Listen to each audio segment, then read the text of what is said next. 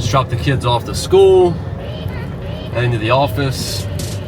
Normal Monday morning, normal Monday routine. Woke up at 4:30. The normal stuff that we always do. Made the coffee, worked out, read, wrote some stuff down, listened to some podcasts. Right now, working on some deals, trying to get some deals in the pipeline in regards to buying real estate. So I reached out to a past client of mine. I said, hey, want to buy some more houses. She owned like 70 properties. We bought a couple of them off of her in the last, I don't know, 2 years, 18 months, give or take. And so trying to buy another one right now. There's a 3-unit that she wants to sell, but she wants to sell it for $300,000. It's not worth $300,000, but she'll hold the paper on it. She'll hold the note. And so trying to work out some creative terms to buy this property with no money down and for a very low interest rate. So we'll see what comes about with that. She has another property too. It's like a 6-unit, but she wants $700,000 for that, which again, it just depends on the cash flow and how the deal works out. So I'm not sure how it's gonna work out. We're gonna find out down the line, but her husband doesn't want to sell that property because it's a beautiful asset, it's a beautiful property, and the cash flow is very nice for them. So we'll see. But the weather here in Florida is weird, man. I just dropped the kids off and it was sunny, and now I'm almost at the office and it's raining. Like it was just downpouring before I started this video, and now it's just cloudy and not sure what's gonna happen. But yeah, it's funny, man. Real estate's a funny business, you know. Sometimes you go from being motivated and excited to making the sales calls to feeling burnt out. And you know, I felt like I've been burnt out for a long time. What's happening up here, bro? Try to get over here real quick. Got some space. Okay. Oh, police up here. Wonder if he pulled this guy over or if there's an accident. That's the thing with Florida, man. Like, you can never just drive and not see or witness an accident. Bumper to bumper, bro. Anyway, that's a normal thing to see here in Florida. That's why our car insurance is through the roof. It's ridiculous how much we pay for car insurance. It's almost a car payment what you pay for insurance down here. But anyway, back to real estate and the real estate sales. You know, it's funny because real estate agents, man, I feel like a lot of us are just spoiled. Agents are so spoiled to the point where they think their job is hard. And trust me, what we do is hard. I'm not saying it's not hard, but when I mean hard, I'm talking about like labor-wise. I mean, you see guys working on the street doing hard labor. You see guys building homes, laying brick, putting up roofs in 100-degree weather, or if you're in a different state where it's cold, you know, 50-degree, 40-degree weather. I mean, it's not that stuff is hard labor. Real estate sales and really any kind of sales job is it's more mental labor. You got physical labor and you got mental labor, and real estate is it's just more mental. I mean, you have deals that you think are gonna close, and next thing you know, they fall through. You have deals that you think that, you know, you have a guy in the pipeline, a hot buyer, and you think he's gonna buy something in the next month to 2 months, and all of a sudden he decides to rent or ghost you. It's a mental game in real estate. It's hard mental labor compared to physical labor. And so a lot of times I tell these agents, I'm like, dude, you got to choose which hard you want. Do you want hard physical labor? Then go get a job. Like, go work on roofs. I mean, you can make a lot of money, like in the blue collar jobs. Go do it. In real estate, again, it's the mental game. It's the mental toughness. And that's very hard to build up over time. I mean, it's not easy. I had a lady one day, she was a listing agent for a property, and I was trying to schedule a tour to show her property, and she was like, you know, I'm losing sleep right now because I have $7 million. I have a $7 million deal under contract. I'm like, damn, must be nice. $7 million. And the deal was about to fall through. And so she was about to lose, you know, she was losing sleep over it. I mean, think about it. The commission on $7 million is over $150,000. Like, on one deal. 150 grand. That's most people's yearly income. That's usually a household yearly income combined on one transaction. So yeah, I mean, it's easy to say, oh, that's nice because it's a big commission check, but imagine making 150 grand. You think you're going to make that in the next 20 days? And then all of a sudden, all of that gets wiped out because of one problem that arises or one issue that comes up. That's the mental game. Now, is every deal like that? No, but you have people that have multiple deals that fall through in a month, and sometimes they're banking on that deal. And what's the saying? Don't count your eggs before they hatch. Well, again, another mental thing you have to get through is to try to actually not count your chickens before they hatch, because you just never know what's going to happen, especially in this business, in sales and commission only sales.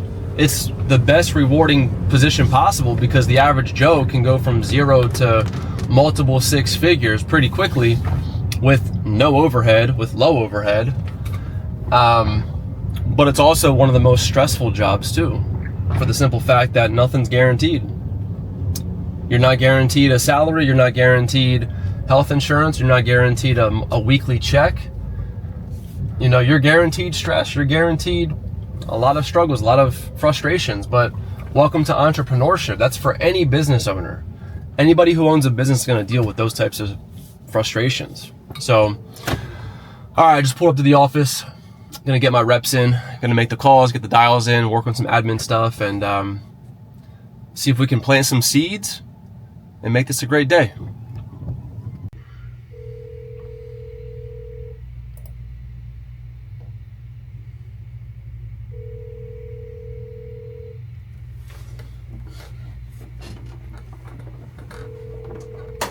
Hello. Hey, good afternoon, Gary. Yes. Hey Gary, this is Zach, man. Hope you had a great Thanksgiving. Yeah, of course. Want to follow up with you. I know we haven't spoken, or I guess we were texting back in March. And I know that this is kind of random, so I understand if nothing has changed. But back then we were talking about your property on Gulfview. Right. Are you? No, I can't convince my wife to sell it. So. Okay, so you guys are just staying put for now. Yeah. It's a great neighborhood. Well, it's cheaper for us to stay there than go and move. We've been there for 25 years, so, you know, it just doesn't make sense to move right now because it's cheaper to live there. Yeah, it's especially if you were there for 25 years, and then plus, you know, it's one of those things where you have the equity, but like you're going to overpay for something that, you know. Well, then the taxes are crazy. If we bought something else, it'd be nuts. It's nuts. You know, just it doesn't make sense. Yeah, you guys. My wife, we were looking at rentals. Rentals in that area are going for $7 or $8 grand. You know. Wow. Yeah, and then I think we're living there for $2,500 a month. Yeah, it just wouldn't. It wouldn't make any sense, man. I completely get it. Yeah, for the taxes, by the way, just so you know, and you probably already are familiar with this, but you do have you guys should be able to take advantage of like the $500,000 for the tax portability. If you're familiar with that, I think I sent you an email with my interview with Greg Cohen. I'm not sure if you saw the email with that. No, I didn't. If it helps with taxes, please send it again. Yeah, so I sent it back in October. I'll send it to you again, but it was a conversation. We sat down and talked about the tax portability and how, so if you buy a house for, $800,000 and you have $500,000 in tax portability, instead of being assessed at $800, you'd be assessed at $300. $300. Wow, that sounds great. We are going to sell. We are going to sell eventually. We're going to downsize because we just don't need that house anymore. Right. So I would definitely keep you in mind. Yeah, and I appreciate that, Gary. I appreciate that a lot. And if it's okay with you, maybe every 6 months or so, if it's okay, I could just follow up. Sure. Okay.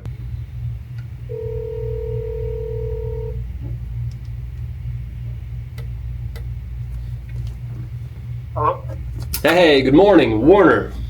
Yeah, this is him. Hey, Warner, this is Zach with EXP, man. We were talking back in October.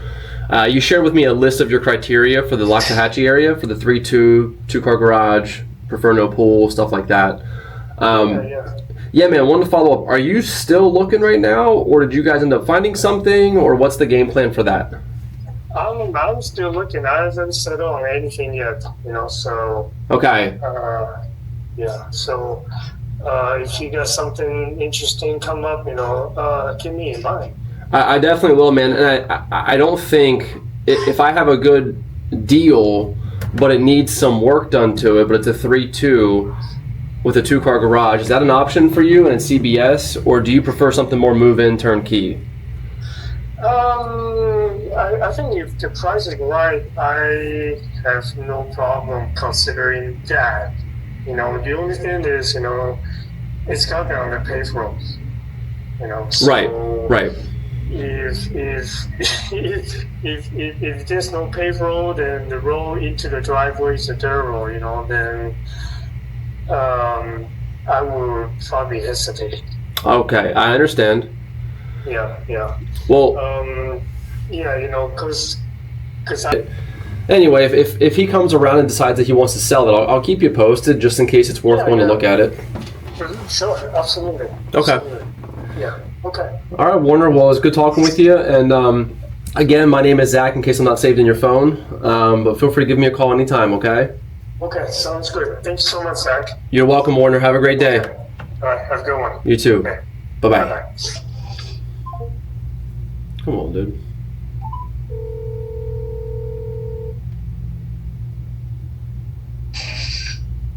Arthur.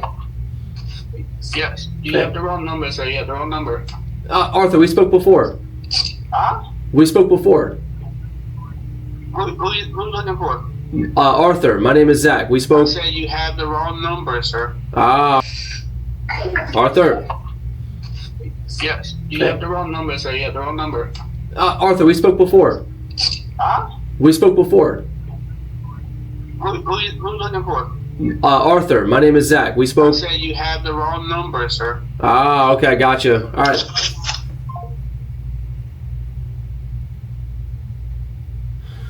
Yeah, okay, dude, bullshit.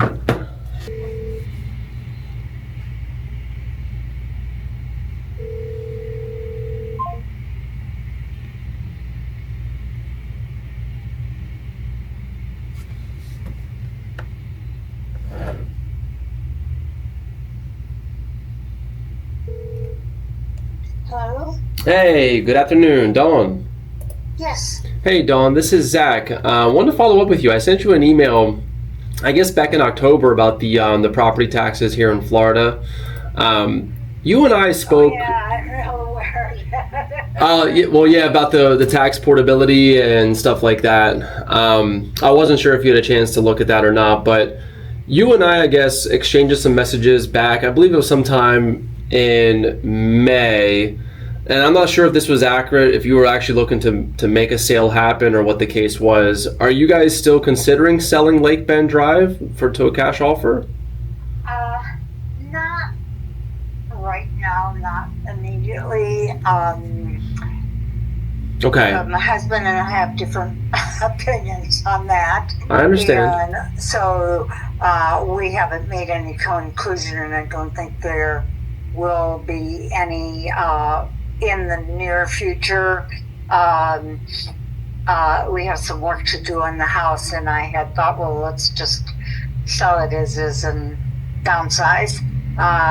But he wants to do some of the repairs, so that's where we are.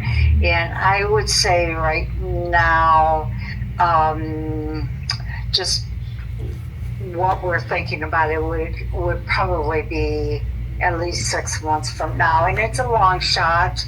Like I said, my husband's older, so he'd like to just stay put. Okay. And and I'm younger, and I'd like to downsize, and that. So that's kind of where we are. If you feel like checking in later in the year, Of can't course. believe we're talking about next year. Like comps. Howard, do you mind me asking though, was there any updates recently in the last 5 years, or what should I factor in for the value? Updates on my apartment? Yeah, like Similar. like floors, kitchen, bathroom, stuff like that.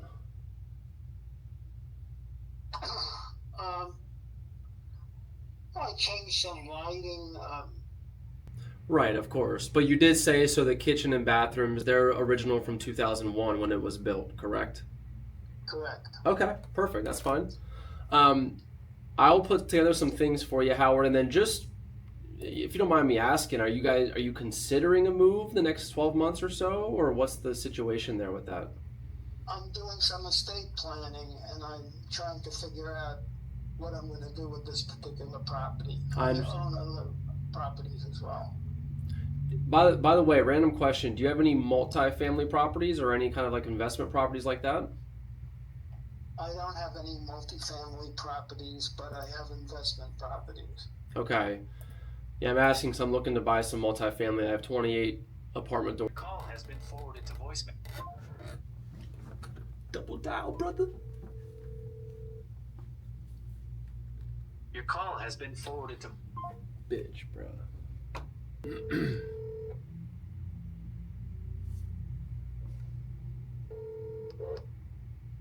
Hello, this is Larry. Hey, good afternoon, Larry. This is Zach. How are you? Good. Good. Hey, I was just getting back to you, man. I'm not sure how accurate this was or what exactly the game plan was here for you. Just wanted to touch base with you. I had a message for the cash offer. Are you in fact actually looking for a cash offer or in Genoa Place or just more of a valuation? I'm up for anything at this point. Okay. So, Well, I know you shared with me, and I appreciate you putting this in there. I know you said that you put a new roof, new air conditioning, and you upgraded the kitchen cabinets. So what I could do is just kind of give you a quick overview, if you have a second, just to kind of go over the process. sure. Like, so are you looking to actually sell the property sometime in the next 6 months to a year? Yes. Okay. So just to be upfront with you, there's two options here. So I'm both an investor. I'm also a realtor. Okay. So on the investor side, we can make it, as easy as possible, give you as much time as you need to, things like that. But the downside to the investor offer is that you're going to make and walk away with less money because we're buying it to either flip it, but it doesn't seem like it needs flipped because you did a lot of work to it. Well, there's still work to do. Okay. I was to say, because the next option is the retail market, which is the MLS, and then we have to deal with, buyers coming through, offers, financing, inspections, and repairs if they ask for it, and negotiations on that part. Okay. You know what I mean? But the good thing is you'll probably walk away with a little bit more money than the investor side. Well, that's what I need to do. This is my, I guess my last home. Okay. And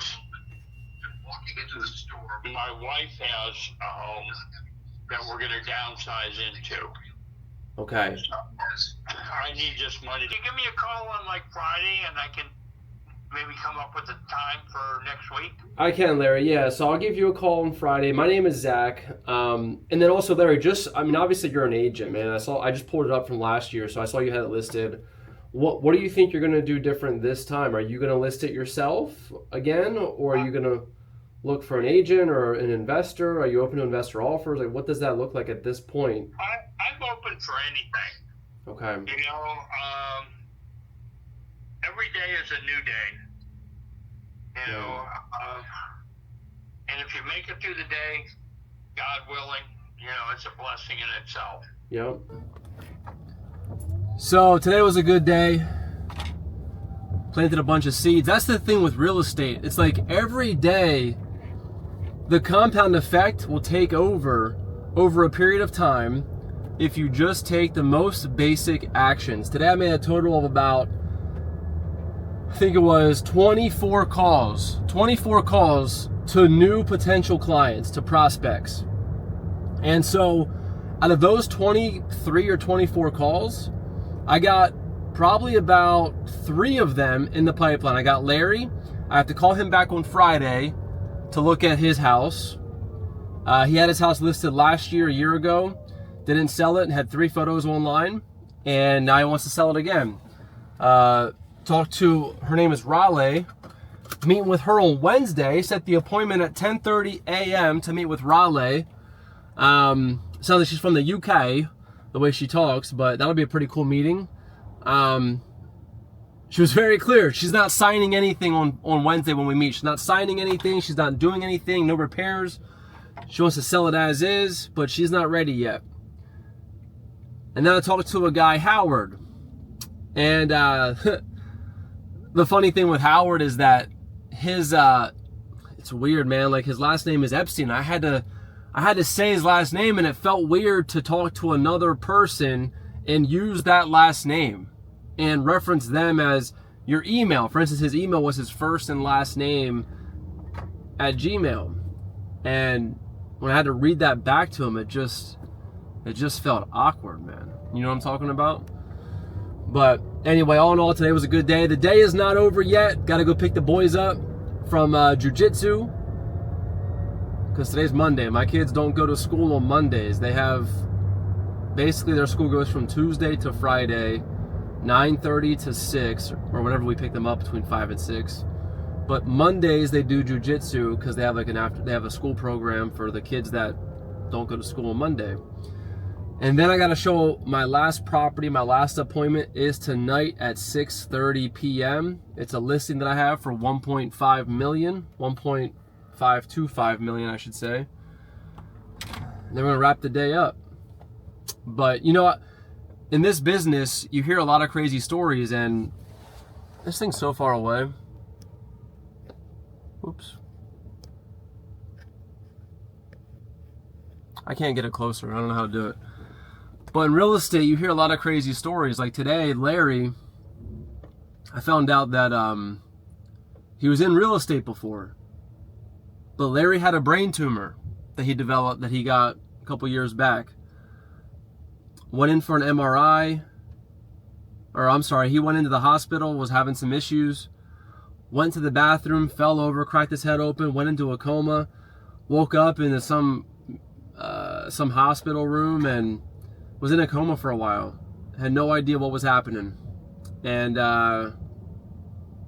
he had to learn how to speak again. He had to learn how to walk again, and a bunch of different things from he had a seizure. And then cracked his head open, went into surgery, and then they found a tumor. And crazy story, man. And then I had Howard, who I was talking to. Oh, back to Larry real quick.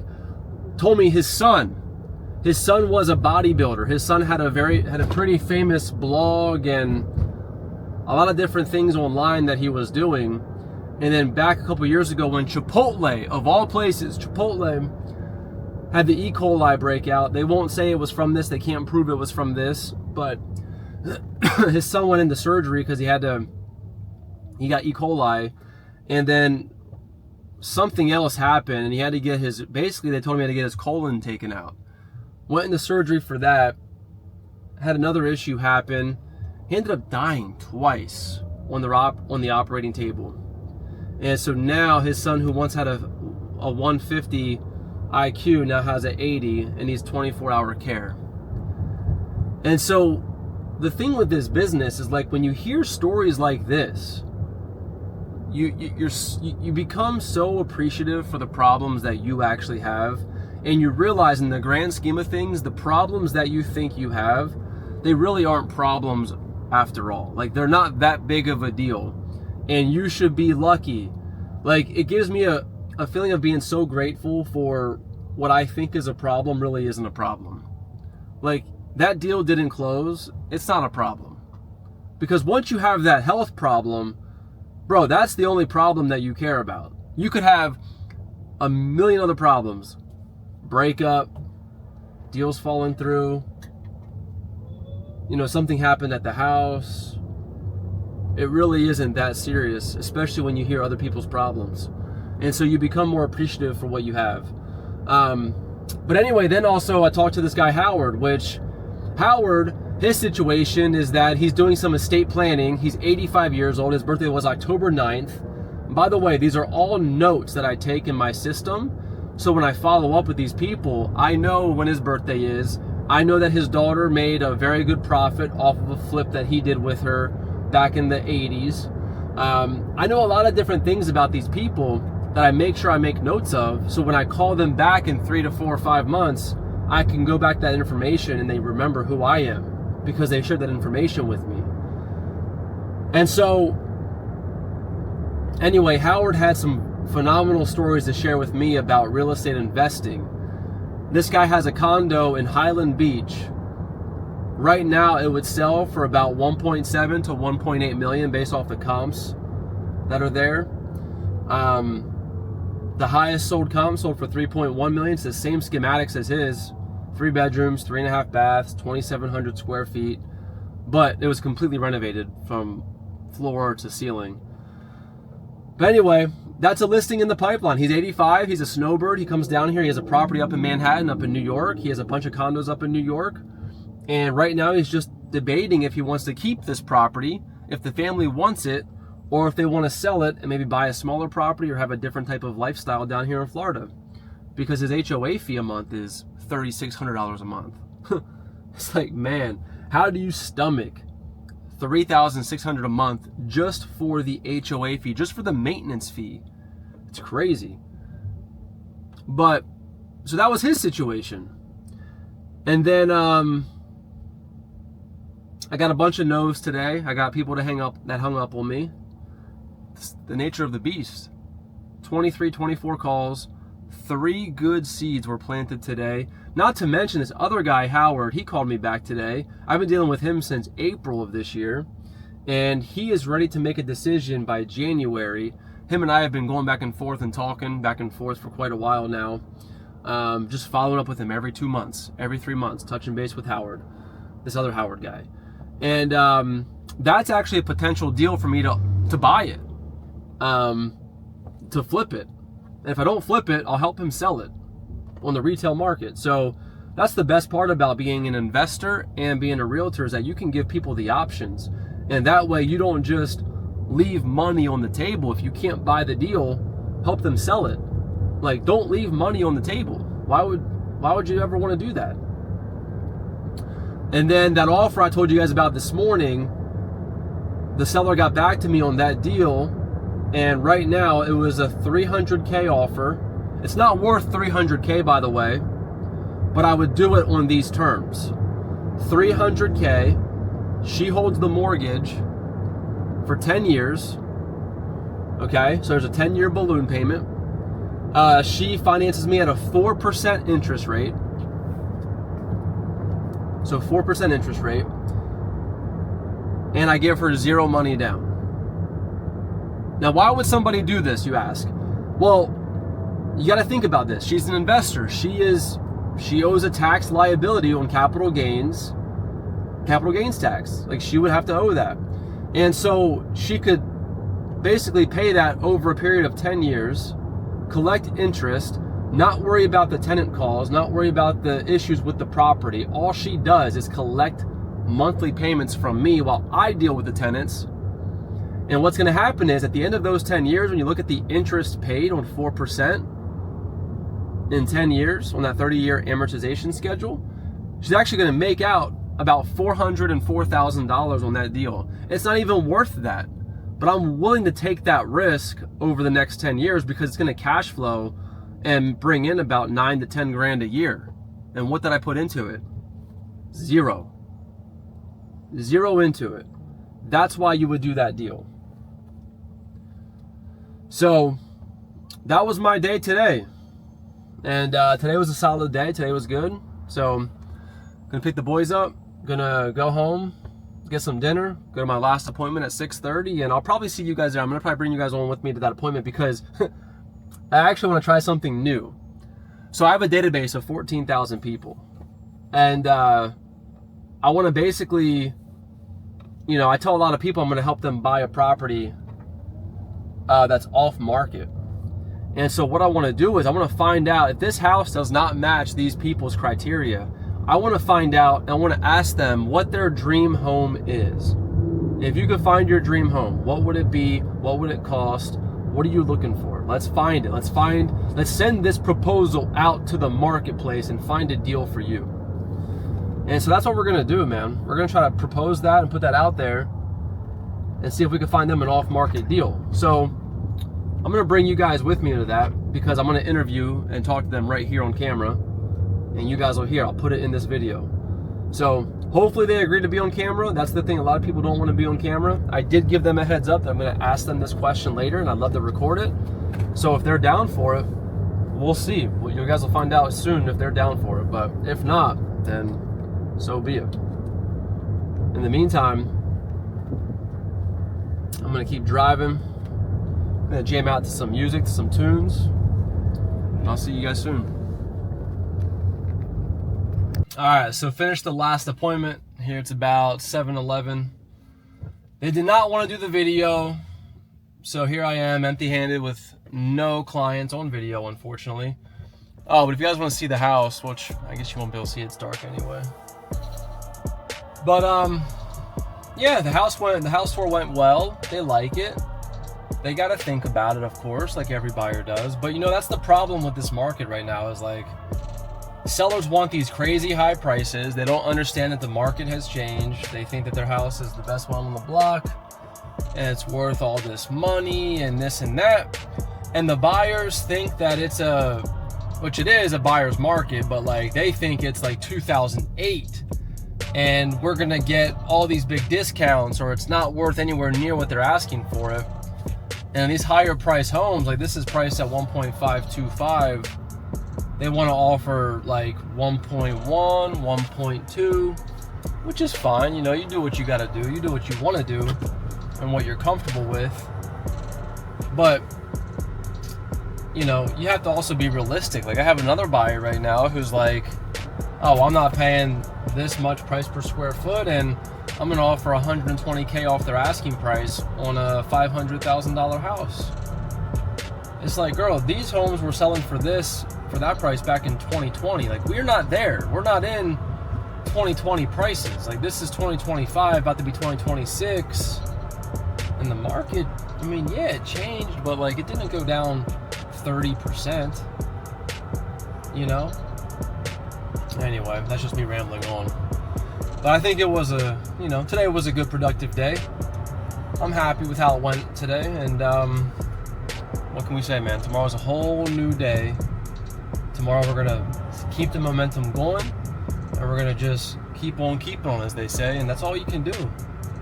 Like, all you can do is just keep the momentum going and just don't stop, because the moment you stop, the bad habits creep in, the vices creep in, and you know, it's just not good for anybody. So catch you guys tomorrow.